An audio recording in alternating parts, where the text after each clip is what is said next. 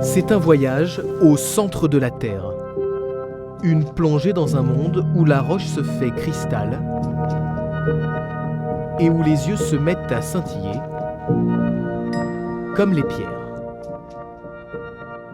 C'est impossible de l'expliquer avec des mots.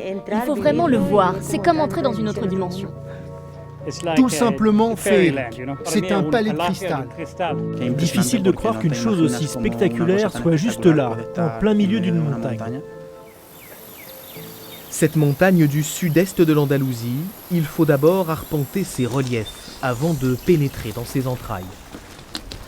Nous sommes au pied de la montagne de l'Aigle, qui se trouve sur la commune de Poulpy. C'est une fierté pour nous parce que l'endroit est vraiment spectaculaire. Riche en minerais, le site est exploité dès l'époque romaine. Au XIXe siècle, il devient même l'une des principales mines du pays. Ça, ce sont d'anciens fours qui permettaient de fondre les minerais pour les transporter plus facilement. À l'époque, les mineurs se doutaient déjà qu'il pouvait y avoir des cristaux enfouis. Mais ils étaient tellement obsédés par le fer et l'argent qu'ils n'ont jamais vraiment prêté attention. Pour nous enfoncer dans ces tunnels, nous suivons Milagros Carretera. Elle est géologue et c'est l'une des seules à connaître parfaitement ce labyrinthe souterrain où les mineurs risquaient leur vie. Là, vous avez une échelle de secours. On l'utilisait pour entrer ou sortir en cas d'urgence. Et elle, c'est Santa Barbara, la patronne des mineurs. Il la vénérait et demandait sa protection. Parce que, comme il disait, la mine, on sait quand on y rentre, mais jamais si on va en ressortir. Plus de 4 km de galeries exploitées jusqu'aux années 60 et où les plus belles surprises se cachent parfois dans l'obscurité des abîmes. Ces minéraux sont fluorescents. Ils ne se révèlent que lorsqu'on les éclaire à la lumière ultraviolette. C'est magique, cette mine t'envoûte. Si tu y entres, tu en tombes amoureux.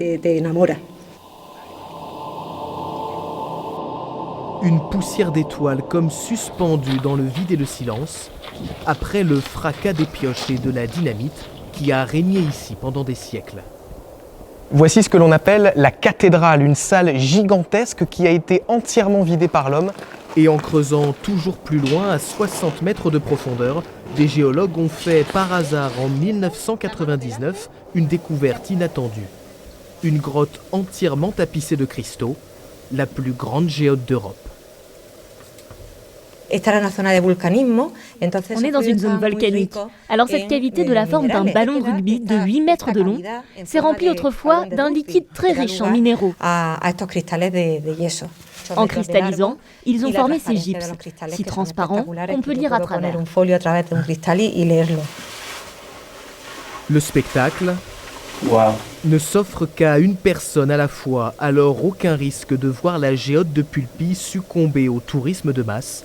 Elle restera un trésor rare et précieux, enfoui à jamais sous la montagne.